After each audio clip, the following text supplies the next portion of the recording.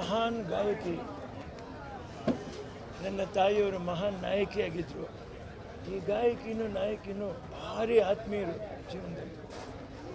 ಅದು ನಾವು ಹೇಳ್ಕೊಳಕ್ಕೆ ತೀರ್ದು ಅದೆಷ್ಟು ಸರಿ ನಮ್ಮ ಮನೆಗೆ ಬಂದಿದ್ದಾರೋ ಆ ಕಷ್ಟ ಸುಖಗಳು ಅಮ್ಮವ್ರ ಹತ್ರ ಮಾತಾಡ್ತಾರೆ, ನನಗೆ ಆಶೀರ್ವಾದ ಮಾಡೋರು, ಚೆನ್ನಾಗಿರ್ಬೇಕು, ಅಮ್ಮನ ಚೆನ್ನಾಗಿ ನೋಡ್ಕೋಬೇಕು ಅಂತ.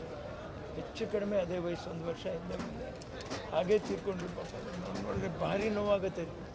ಕೃಷ್ಣನ ವಿಗ್ರಹನ ಹಿಡ್ಕೊಂಡು ದೇವರು ಇಲ್ಲ ಅಂತ ಎಷ್ಟು ಜನ ಹೇಳ್ತಾರೆ. ದೇವರು ಇಲ್ಲ ಅಂದಿದ್ರೆ ಹೇಗೆ ಭಗವಂತನ ಇಟ್ಕೊಂಡೇ ಅವ್ರ ಪ್ರಾಣನ ಬಿಟ್ಟಿದ್ದಾರೆ ಅಂತ ಹೇಳಿದ್ರೆ, ಅಯ್ಯೋ ಭಗವಂತ ಮತ್ತೆ ಹುಟ್ಟಿ ಬಾ ಅನ್ನುವಂಥದ್ದು ಸಾಧ್ಯನೇ ಇಲ್ಲ. ಆ ಥರ ಹುಟ್ಟಕ್ಕೂ ಆಗಲ್ಲ.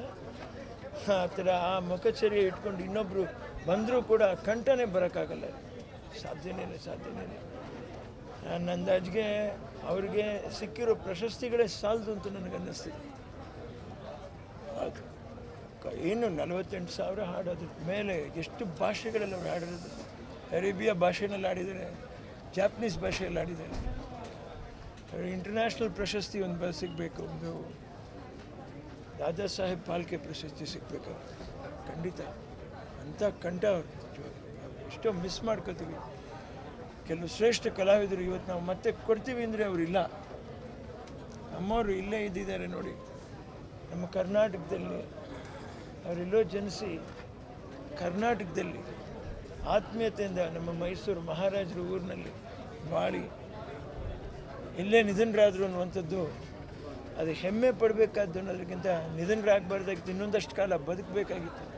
ಅವ್ರು ಹೇಗೆ ಇರಲಿ, ಅವ್ರ ಕಂಠ ನಾವು ಕೇಳಬೇಕಾಗಿತ್ತು ಅನ್ನೋದು. ಅವ್ರು ಮಾತಾಡಿದ್ರೇ ಸುಮಧುರವಾಗಿರೋದು ಆ ಮಾತುಗಳು, ಮುತ್ತು ಉದುರಿದಾಗ ಮುತ್ತದ ಮಾತುಗಳು. ಖಂಡಿತ ಹೇಳ್ತಾ ಇದ್ದೀನಿ, ಯಾವುದೇ ಭಾಷೆ ಇರಲಿ ಆ ಲಿಪಿಗಳನ್ನ ಚೂರು ಬದಲಾಯಿಸ್ತೀರ ಹಾಗೇ ಹಾಡೋರು.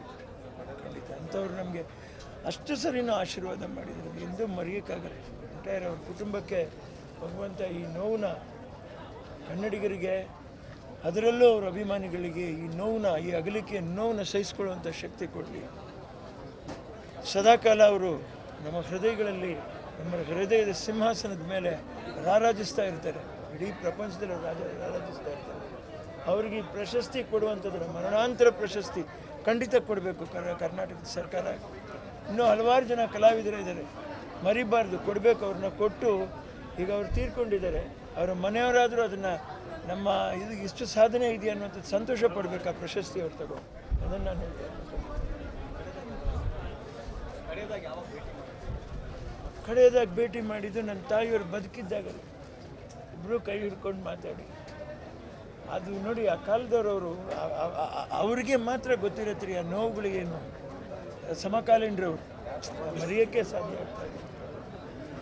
ಹಾಡಕ್ಕೆ ಬರೋರು, ಅಮ್ಮ ಶೂಟಿಂಗ್ ಹೋಗೋರು, AVM ಸ್ಟುಡಿಯೋದು ಯಾವುದೂ ಮರೆಯೋಕ್ಕಾಗಲ್ಲ. ಯಾವ ಇಲ್ಲಿ ಚಾಮುಂಡೇಶ್ವರಿಗೆ ಬಂದಾಗಲೂ ಅಷ್ಟೇ, ಬೆಲ್ಲಿಂಗ್ಹ್ಯಾಮ್ ರೋಡಲ್ಲಿ ಮರೆಯೋಕ್ಕಾಗಲ್ಲ. ಆಮೇಲೆ ಎಷ್ಟು ಮೃದು, ಎಷ್ಟು ಅವರಿಗೆ ಬಂದ ಇಂಥ ಗಾಯಕಿ ಅನ್ನುವಂಥ ಭಾವನೆ ಯಾವ ವೇದಿಕೆ ಮೇಲೂ ಅವ್ರು ವ್ಯಕ್ತಪಡಿಸಿದ್ದಾರೆ. ನಾನು ದೊಡ್ಡ ಹಾಡುಗಾರ್ತಿ ಅಂತ ಯಾವತ್ತೂ ಅಂದೇ ಇಲ್ಲ, ಆದರೆ ಅವ್ರ ಕಂಠ ಕೇಳಿದಾಗ ಮಾತ್ರ ಇವ್ರು ಏನು ಅನ್ನುವಂಥದ್ದು ಅನ್ನಿಸ್ತು. ಅಂಥ ವ್ಯಕ್ತಿತ್ವ.